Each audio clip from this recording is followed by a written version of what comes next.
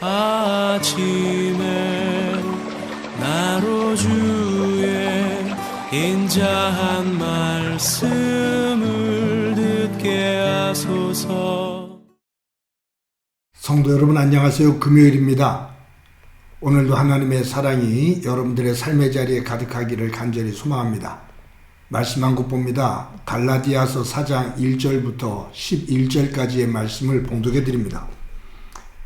내가 또 말하노니 유업을 이을 자가 모든 것의 주인이나 어렸을 동안에는 종과 다름이 없어서 그 아버지가 정한 때까지 후견인과 청지기 아래에 있나니 이와 같이 우리도 어렸을 때에 이 세상의 초등학문 아래에 있어서 종노릇하였더니 때가 참에 하나님이 그 아들을 보내사 여자에게서 나게 하시고 율법 아래에 나게 하신 것은 율법 아래에 있는 자들을 속량하시고 우리로 아들의 명분을 얻게 하려 하심이라.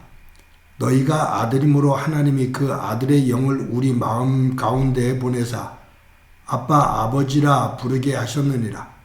그러므로 내가 이후로는 종이 아니요 아들이니 아들이면 하나님으로 말미암아 유업을 받을 자니라.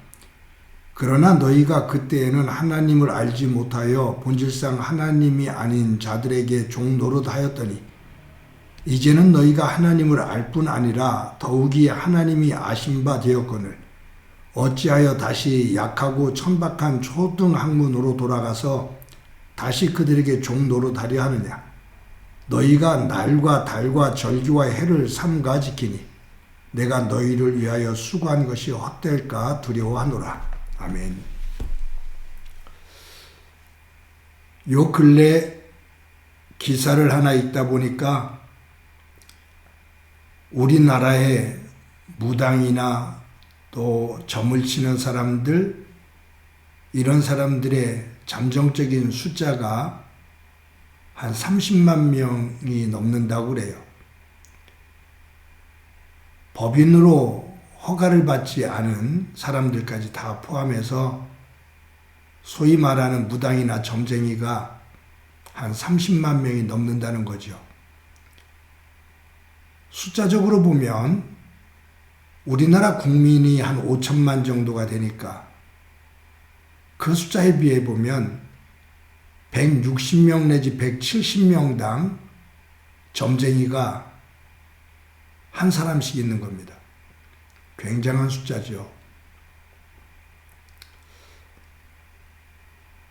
우주에다가 우주선을 쏘아 올리는 최첨단 과학시대에 살고 있습니다. 우리나라는 세계에서 손가락에 꼽히는 과학이 발전된 나라입니다. 그런데도 이렇게 무당들이, 점쟁이들이 판을 치는 이유가 무엇일까요? 사람들마다 점집을 찾아가고 사람들마다 길거리에서 서양 카드를 가지고 점을 봐주고 하는 사람들, 또 인터넷에서 그러한 점들을 보면서, 그래서 웬만한 점쟁이들은 의사가 부럽지 않다고 기사가 그렇게 나왔더라고요. 한 달에 3천만 원 이상의 수익을 올리는 사람들이 많다고, 그만큼 점쟁이 집을 들락거리는 사람들이 많다는 거죠. 왜 그럴까? 그것은 우리 사회가 그만큼 불안하다는 겁니다. 사람들의 마음에 안정감이 없다는 거죠. 과학이 발달되고 경제가 발달되어서 옛날과 비교해보면 정말로 부족함이 없을 만큼 이제 절대적인 빈곤층이 있어서 그것이 우리 사회의 아픔이기는 합니다만, 우리나라는 세계적으로 비추어 볼 때 부자 중에 부자 나라에 속합니다. 그런데도 이처럼 불안해하면서 사람들이 무당을 찾고 점쟁이를 찾아다니는 이유, 그것은 정신적으로, 영적으로 혼탁하고 불안하기 때문입니다. 예수님을 믿는 사람들도 이 점집을 들락거리는 사람들이 꽤 있다고 하죠. 제가 부교육자로 있었을 때 그 교회에 이삿 날을 점쟁이에게 가서 어려움이 없는 날, 그 날을 잡아서 이사를 한다고 하는 이야기를 들은 적도 있습니다. 예수를 믿는다는 것은 하나님께서, 하나님 아버지가 온 천지를 지으시고 우주 만물을 주관하시면서 우리의 생과 사를 주관하시는 분이시라는 것을 믿는 거거든요. 오늘 본문에도 예수 그리스도를 통해서 우리가 하나님을 향해 아빠, 아버지라 부르게 하셨다. 하나님이 우리의 아버지가 되셨다. 그 말이에요. 우리가 하나님을 아버지로 모시기 전, 섬기기 전, 믿기 전에는 세상의 것에 매여서, 두려움에 매여서 나무에, 바위에, 짐승에, 해와 달에, 바다에, 산에 넙죽넙죽 절을 하고 우상을 섬겼는데, 점집을 들락거렸는데, 하나님을 믿은 이후 온 우주를 지으신 하나님을 아버지로 믿은 이후, 그리고 우리가 그 하나님의 자녀가 된 이후 그 우상들, 그 세상의 헛것들로부터 벗어나 하나님 안에서 자녀가 되어지고 하나님이 주시는 진정한 자녀 아들로서의 유업을 이어받는 자유함이 있다 그 말이에요. 바울이 지금 이 오늘 본문에서 이 말씀을 하시는 이유는 갈라디아 교회 교인들 안에 예수님을 믿는다 하면서도 옛것, 율법, 그리고 세상의 온갖 잡신들, 또 자연들, 이런 것들을 숭배하며 하나님의 백성의 모습을 보이지 않는 사람들이 많은 거예요. 또 이것을 가지고 교회를 혼란스럽게 하는 사람들이 많은 거죠. 그래서 바울은 이 갈라디아 교회 성도들에게 하나님의 자녀답게 세상에서 하나님을 믿기 이전에 지배받았던 그 모든 우상들의 종으로 살았던 우리들이 이제는 하나님의 자녀가 되어 그것들로부터 벗어나 하나님께서 주시는 진정한 자유를 가지고 기쁨으로, 감사함으로 하나님께 영광 돌리면서 살아가자라는 거예요. 그래서 오늘 본문 8절부터 9절까지 이렇게 말하죠. 그러나 너희가 그때에는 하나님을 알지 못하여 본질상 하나님이 아닌 자들에게 종노릇하였더니 이제는 너희가 하나님을 알 뿐 아니라 더욱이 하나님이 아신 바 되었거늘 어찌하여 다시 약하고 천박한 초등학문으로 돌아가서 다시 그들에게 종노릇하려 하느냐. 너희가 날과 달과 절기와 해를 삼가 지키니 내가 너희를 위하여 수고한 것이 헛될까 두려워하노라.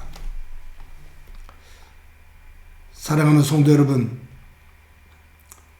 예수님을 나의 구주로 믿어 하나님의 자녀 되었는데 예수님을 믿기 이전에 내가 눌려 있었던 것, 내 주인이라고 생각했던 것,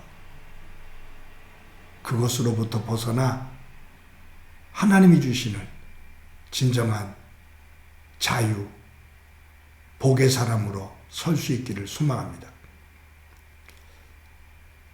제가 섬겼던 교회에서 한 가족이 노 부모님이 계시고 고려대학 역사학과를 졸업한 아들이, 장성한 아들이 있는데 새벽기도가 끝나면 그 정문 앞에 그 가족들이 기다리고 있을 때가 참 많았어요. 근데 그 얘기를 들어보면 어제 이런 일이 있었는데 제가 어제 이런 생각을 했는데 하나님께서 벌을 주시지 않을까 걱정이 돼서 두려워서 어떻게 하면 좋을지 목사님한테 물어보려고 있다고 그래요. 근데 그것이 한두 번이 아니에요. 너무 잦아요. 우리나라 명문 대학을 졸업한 그러한 지식인인데도 조그만 것 하나에 쩔쩔매는 모습을 보게 됩니다. 그래서 그분들을 세우는데 참 오랜 시간이 걸렸습니다.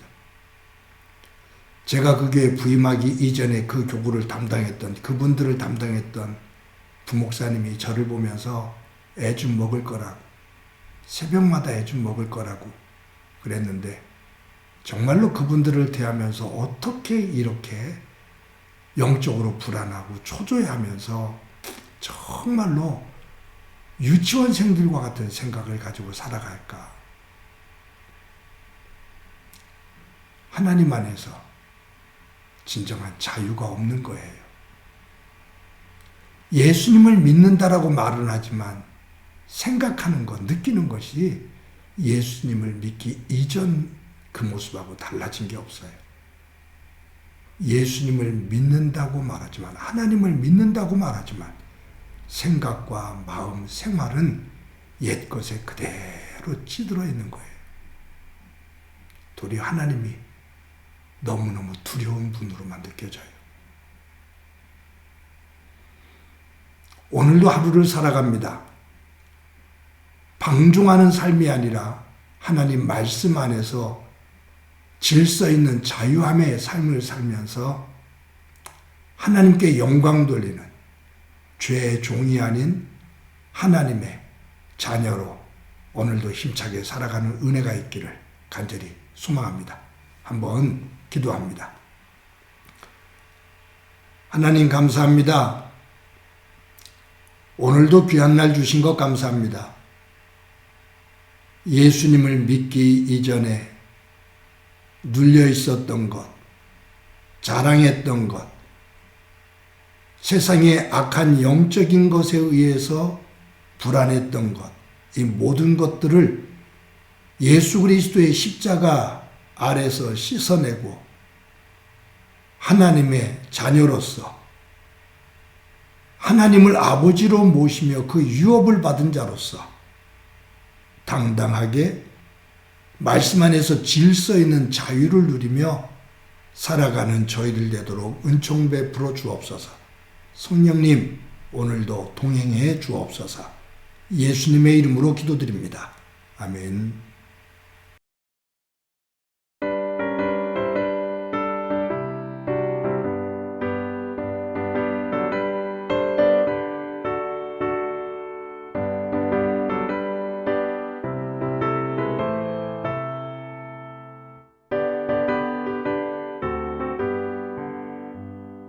내가 예수 믿고서 죄사함 받아 나의 모든 것 다 변했네. 지금 내가 가는 길 천국 길이요 주의 피로 내 죄가 씻겼네. 나의 모든 것 변하고 그 피로 구속받았네. 하나님은 나의 되시오니 내게 정죄함 없겠네.